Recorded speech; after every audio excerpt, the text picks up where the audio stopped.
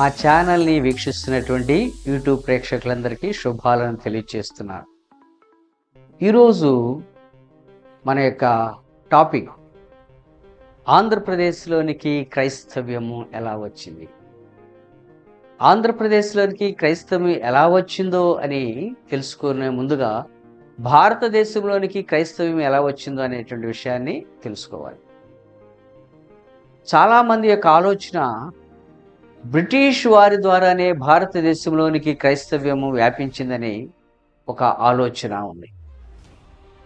అయితే అంతకు పూర్వమే 2000 సంవత్సరాలకు పూర్వమే భారతదేశంలో క్రైస్తవ్యము చిన్న చిన్నగా వ్యాప్తి చెందుతూ వచ్చింది. అక్కడక్కడ క్రైస్తవం అనేటటువంటిది కనపడుతూ ఉండేది. యూదులు వర్తక వాణిజ్య వ్యాపారం ద్వారా భారతదేశానికి వస్తూ వెళుతూ ఉన్నటువంటి తరుణంలో భారతీయులు కూడా ఆ యూదా దేశానికి వెళ్ళి అక్కడ వ్యాపారం జరుగుతున్నటువంటి సమయంలో భారతీయులు అక్కడ ఉన్నంత కాలము ఈ యూదా ప్రజల యొక్క ఆలోచనలు, వారి యొక్క మత సాంప్రదాయాలను చూస్తూ ఉన్నారు.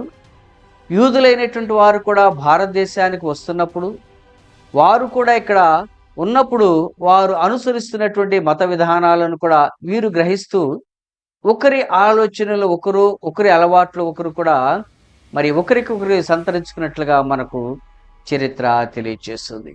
భారతదేశంలో ఉన్నటువంటి వర్తక వాణిజ్య వ్యాపారము, సుగంధ ద్రవ్యాలు, ఈ దినుసులు, మసాలా అనేటటువంటి మంచి విలువైనటువంటి వాటిని, నిత్యావసర వస్తువులు ఇక్కడ నుంచి తీసుకొని వెళ్ళటానికి వారు వస్తూ పోతూ ఉండేవారు. అదే క్రమంలో భారతదేశంలో ఉన్నటువంటి వారు కూడా ఆ యూదా ప్రాంతానికి వెళ్ళి అక్కడ ఉన్నటువంటి వస్తువులు ట్రేడింగ్, వ్యాపారం అనేటటువంటిది ఇరు దేశాల మధ్య చక్కగా సమన్వయంగా జరుగుతున్నటువంటి సమయంలో ఈ క్రైస్తవ్యం అనేటటువంటిది చక్కగా అంకురించటము ప్రారంభించింది. ఇలాంటి తరుణంలో యేసుక్రీస్తు వారి యొక్క శిష్యులలో ఒకరైనటువంటి తోమా గారు కూడా క్రీస్తు శకం 52వ సంవత్సరంలో భారతదేశానికి వచ్చి సువార్తను ప్రజలలో ప్రకటించడం ప్రారంభించారు. క్రీస్తు శకం 52వ సంవత్సరంలో దక్షిణ భారతదేశంలో క్రైస్తవ్యము చిన్న చిన్నగా వ్యాపిస్తూ ఉన్నటువంటి ఆ సమయంలో పూర్వకాలము నుంచి భారతదేశంలో హైందత్వం అనేటటువంటిది పునాదిగా వేయబడినటువంటి ఆ హైందత్వంలో నుంచి ప్రజలు క్రైస్తవ్యానికి ఆకర్షితులు అవటానికి గల కారణాలు కూడా మనం పరిశీలించాలి. కానీ ఎన్నో వేల సంవత్సరాల నుంచి భారతదేశంలో హైందవ్యం పునాది వేయబడింది. అయినప్పటికీ ప్రజలు అప్పుడే వస్తున్నటువంటి క్రైస్తవ్యం వైపు మక్కువ చూపటం ప్రారంభించారు. ఎందుకని పరిశీలన చేసినట్లయితే ఎన్నో వేల సంవత్సరాల నుంచి భారతదేశంలో వృత్తిని బట్టి వర్ణ వ్యవస్థ ఉండేది. అదే కాలానుగుణంగా కుల వ్యవస్థగా మారింది. ఈ కుల వ్యవస్థలో కొంతమందిని గొప్పవారిగాను, కొంతమందిని అంటరాని వారుగాను చూస్తూ ఉన్నారు. ఈ కుల వ్యవస్థ ద్వారా తక్కువ కులం వారికి విద్య, వైద్య దూరమైపోయింది. వీరికి అందుబాటులో లేనటువంటి పరిస్థితులు ప్రారంభించబడ్డాయి. కేవలం అగ్ర కులస్తులు మాత్రమే ఇవి వారికందరికీ అందుబాటులోను అనుకూలముగాను వారు వాటిని ఏర్పాటు చేసుకున్నారు. ఈ కుల వ్యవస్థ ద్వారా కొన్ని వందల సంవత్సరాలుగా ప్రజలు ఎన్నో బాధలకు గురైపోయారు. ఇలాంటి పరిస్థితుల్లో క్రైస్తవం అనేటటువంటిది భారతదేశానికి వచ్చింది. క్రీస్తు శకం 1700 సంవత్సరంలో మిషనరీస్ భారతదేశానికి వచ్చి క్రీస్తు ప్రేమను చాటి వారికి క్రైస్తవులు ఉన్నటువంటి ఆ ప్రేమను, సహోదర ప్రేమను వారికి అందించడం ద్వారా వారు క్రైస్తవం వైపు మగ్గు చూడటం ప్రారంభించారు. మొదట రోమన్ క్యాథలిక్ మిషనరీస్ ఆంధ్రప్రదేశ్లో క్రీస్తుని గురించి బోధిస్తూ వచ్చారు. తదుపరి ప్రొటెస్టెంట్ మిషనరీస్ కూడా భారతదేశంలో క్రీస్తుని గురించి ప్రకటిస్తూ ఉన్నారు. 1701 సంవత్సరంలో ఫాదర్ మాండ్విత్ గారు చిత్తూరు జిల్లాలోని పొంగనూరులో ప్రముఖ తెలుగు కుటుంబానికి క్రీస్తు ప్రేమను ప్రకటిస్తూ వారు క్రైస్తవులుగా మారటానికి మార్గదర్శకులయ్యారు. 1720 సంవత్సరం నాటికి అనంతపురంలోని కొన్ని కుటుంబాలు కూడా క్రైస్తవ విశ్వాసాన్ని స్వీకరించారు. ఈ విధంగా క్రైస్తవ్యం ఆంధ్రప్రదేశ్లో వ్యాపించింది. 1841 సంవత్సరంలో మినిస్టీరియం ఆఫ్ పెన్సిల్వేనియా ద్వారా మొదటి అమెరికన్ లూథరన్ మిషనరీగా doctor John Christian Frederick Heyer గారు నియమితులయ్యారు. ఫాదర్ హైర్ గారు బాల్టిమోర్లో సంస్కృతము మరియు వైద్య విద్యను అభ్యసించి బోస్టాన్ నుంచి బ్రెండ్ అనేటటువంటి ఓడలో మరో 3 మిషనరీ దంపతులతో కలిసి భారతదేశానికి ప్రయాణమై వచ్చారు. తరువాత 1845 సంవత్సరంలో గుంటూరును ప్రధాన కేంద్రముగా ఏర్పాటు చేసుకొని గుంటూరు లూథరన్ మిషన్ను స్థాపించడం జరిగింది.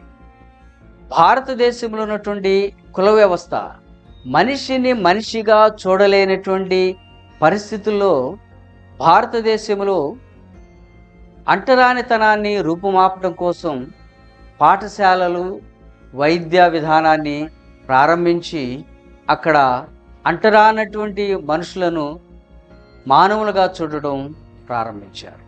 తక్కువ కులము వారికి దేవాలయంలోనికి ప్రవేశము లేకపోవడం చేత అలాంటి వారిని అందరిని కూడా దేవుని వద్దకు నడిపించి దేవాలయాలు కట్టించి దేవుని వద్దకు నడిపించి దేవునిని ఆరాధించడం వారికి నేర్పించారు. అలాంటి పరిస్థితుల్లో ఉన్నటువంటి వారికి క్రీస్తు ప్రేమ ద్వారా తోటి మనిషిని మనిషిగా ప్రేమించే విధానాన్ని దైవ సందేశాలని ఇస్తూ వారికి కావలసినటువంటి ఆహారము వారికి కావలసినటువంటి విద్యను అభ్యసింపచేస్తూ భారతదేశంలో క్రైస్తవ్యము ఈ రీతిగా వ్యాపించి అనేక మందిని క్రైస్తవ్యానికి దగ్గరకు చేర్చినటువంటి విధానంలో ఫాదర్ హైర్ గారు ఎంతో కృషి చేశారనటంలో మరి మనం చూడవచ్చు. తర్వాత భారతదేశంలో ఉన్నటువంటి ప్రజలు అనేక వ్యాధులకు గురైపోతూ సరైన వైద్యము అందకపోవడం చేత తిరిగి మరలా ఫాదర్ హైర్ గారు జర్మనీ దేశానికి ప్రయాణమై వెళ్ళి అక్కడ వైద్య వృత్తిలో ఎండీని పూర్తి చేసుకొని మరలా భారతదేశానికి తిరిగి వచ్చారు. University of Maryland school of మెడిసిన్లో ఎండీని పూర్తి చేశారు. 1847 సంవత్సరంలో తిరిగి భారతదేశానికి వచ్చి తన యొక్క సేవలు కొనసాగిస్తూ అనేక మందిని వ్యాధి పీడితులకు ఉన్నటువంటి వారిని స్వస్థతపరుస్తూ వారి వైద్యము ద్వారా అనేక మందిని ఆకర్షితులు చేసుకుని మరణానికి దగ్గరవుతున్నటువంటి అనేక మంది రోగులకు తన యొక్క వైద్యము ద్వారా వారిని మరలా నూతన జీవాన్ని ఇచ్చినట్లుగా మనం చూడవచ్చు. ఈ రీతిగా భారతదేశంలో ఉన్నటువంటి ప్రముఖ పట్టణాలు గుంటూరు, రాజమండ్రి, భీమవరం, పల్నాడులోని అనేక ప్రాంతాలు, మాచర్ల, పిడుగురాళ్ళ ఇలాంటి ప్రాంతాల్లో కొంతమందికి తన యొక్క దేవుని సువార్తను ప్రకటిస్తూ దేవాలయాలు నిర్మిస్తూ వారిలో ఉన్నటువంటి క్రీస్తు ప్రేమను వారికి ప్రకటించడం ద్వారా వారు క్రైస్తవులుగా మార్పు చెంది క్రీస్తులో అభివృద్ధి చెందినటువంటి విషయాలను మనం చూడవచ్చు. నేటి వరకు కూడా మనం చూస్తే వీరు స్థాపించినటువంటి విద్యాలయాల్లో భారతదేశంలో ఉన్నటువంటి అనేక మంది ప్రముఖ సినీ నటులు, రాజకీయవేత్తలు మనకు గుంటూరులో ఉన్నటువంటి ఏసీ కాలేజీలో చదువుకొని గొప్పగా వారు ఈ లోకంలో విద్యావంతులైనట్లుగా మనం చూస్తున్నాం. అదే క్రమంలో పల్నాడు ప్రాంతంలో పంటలు పండనటువంటి పల్నాడు ప్రాంతంలో కూడా వారు అక్కడ ఈ సాగు విధానం ఏ విధంగా చేయాలనేటటువంటిది, ఈ బంగాళాదుంపలు, ఈ టమాటాలు వారు అక్కడ పండించి ప్రజలకు ఆహారం కూడా అందించినట్లుగా మనం చూస్తున్నాం. ఈ రీతిగా వారు ప్రజలను చక్కగా ఒక మంచి ఆహారం అందిస్తూ, మంచి విద్యను అందిస్తూ, వారిని విద్యావేత్తలుగా తీర్చిదిస్తూ, మరి ప్రాముఖ్యంగా స్త్రీల పట్ల ఉన్నటువంటి ఆ యొక్క ప్రేమను కనపరిచారు. ఆ రోజుల్లో స్త్రీలు బయటికి రాకుండా విద్య లేనటువంటి ఆ యొక్క కుటుంబ వ్యవస్థకే బానిసలుగా ఉన్నటువంటి, వంటగదికే పరిమితమైనటువంటి వారికి కూడా విద్యను రాత్రిపూట పాఠశాలలు ఏర్పాటు చేసి వారికి విద్యను అందించారు.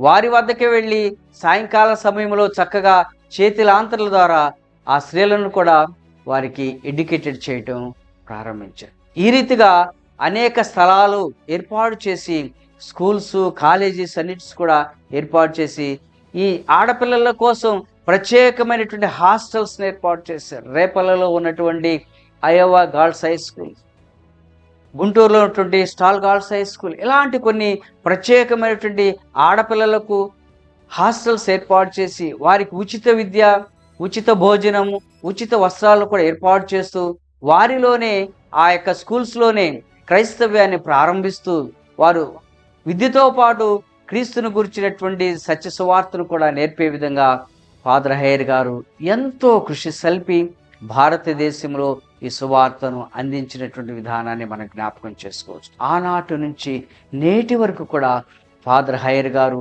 భారతదేశంలోనికి వచ్చి 1842 సంవత్సరంలో జూలై 31వ తేదీన ఈ మిషనరీ, క్రైస్తవ మిషనరీగా ఆంధ్ర ఎవాంజలికల్ లూథరన్ సంఘముగా ఈ సంఘాన్ని ఏర్పాటు చేసి అనేక దేవాలయాలు కట్టించి, అనేక స్కూల్స్ పెట్టించి, అనేక మందిని క్రీస్తు బోధలకు ఆకర్షితులయ్యేటట్లుగా చేసి ఈ క్రైస్తవ్యాన్ని భారతదేశంలో అనేక శాఖోపశాఖలుగా విస్తరించడానికి ఫాదర్ హైర్ గారు మార్గదర్శులుగా ఉన్నారనేటువంటి విషయాన్ని మనం జ్ఞాపకం చేసుకుంటాం. ఈ రీతిగా భారతదేశంలో సువార్త అనేక ప్రాంతాలు నలుదిశలా వ్యాపింపచేసి భారతదేశంలో క్రైస్తవం అనేటటువంటిది అనేక లక్షల కుటుంబాలు, అనేక లక్షల ప్రజల మధ్య నేటి వరకు కొనసాగుతూ ఉందంటే, అనేక మంది రక్షింపబడుతూ క్రీస్తు మార్గంలో ప్రయాణం చేస్తున్నారంటే ఇది ఫాదర్ హైర్ గారి యొక్క మరి గొప్ప ప్రేమ, క్రీస్తు ప్రేమను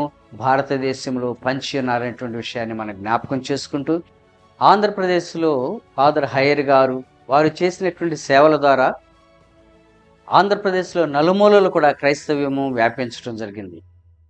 ఈ యొక్క ఫాదర్ హైర్ గారు చేసినటువంటి ఈ యొక్క కృషి ద్వారా ఆంధ్రప్రదేశ్లో అనేకమైనటువంటి శాఖలుగా క్రైస్తవం అనేటటువంటిది సిఎస్ఐ, బ్యాప్టిస్ట్, ఇంకా అనేకమైనటువంటి పెంతెకోస్, అనేక మంది శాఖోపశాఖలుగా చీలి క్రైస్తవ్యాన్ని నలుదిశలా ప్రకటిస్తూ క్రీస్తును నమ్ముకున్నటువంటి వారు ఈరోజు క్రీస్తు ప్రేమను బట్టి మంచి ఉన్నత స్థాయిలోనికి ఎదగటానికి ఆంధ్రప్రదేశ్లో ఫాదర్ హైర్ గారి యొక్క సేవలు ఎంతో ఉపయోగపడినవని చెప్పడంలో గర్విస్తున్నారు. కాబట్టి ఫాదర్ హైర్ గారు తన యొక్క జీవితం అంతా కూడా ఆంధ్రప్రదేశ్లోనే తన యొక్క ప్రజల కోసం, అణగారిపోతున్నటువంటి వారి కోసం దేవుని ప్రేమను పంచి ఈ యొక్క ఆంధ్రప్రదేశ్లో అనేక మంది క్రీస్తు సువార్తను నేటి వరకు ప్రకటిస్తూ, నేటి వరకు అనేక మందిని విద్యావంతులుగా చేస్తూ, ఈ వైద్య వృత్తి ద్వారా అనేక మంది క్రీస్తు ప్రేమను తెలుసుకొని క్రీస్తులో అనేకమైనటువంటి అత్యున్నతమైనటువంటి మహోన్నతమైన స్థితిలో ఉన్నటువంటి బిడ్డలను మనం జ్ఞాపకం చేసుకుంటున్నాం. ఈ రీతిగా అనేక మంది సువార్తను ప్రకటించడంలో ప్రతి ఒక్కరూ భారము కలిగి అనేక ప్రాంతాలకు వెళ్ళి ఈరోజు సువార్తను ప్రకటిస్తున్నారంటే అది ఫాదర్ హైర్ గారి యొక్క పుణ్యం అనే విషయాన్ని మనకు జ్ఞాపకం చేస్తూ, ఫాదర్ హైర్ గారు ఈ రీతిగా ఆంధ్రప్రదేశ్లో సువార్తను ప్రారంభించి అంచెలంచెలుగా ఎదుగుతూ నేడు ఆంధ్రప్రదేశ్లో సువార్త వ్యాపించడానికి ఫాదర్ హైర్ గారు మూల కారణమయ్యారు. ఈ వీడియో మీకు నచ్చినట్లయితే లైక్ చేయండి, సబ్స్క్రైబ్ చేసుకోండి. మరిన్ని వీడియోల కోసం మా ఛానల్ని సబ్స్క్రైబ్ చేయండి.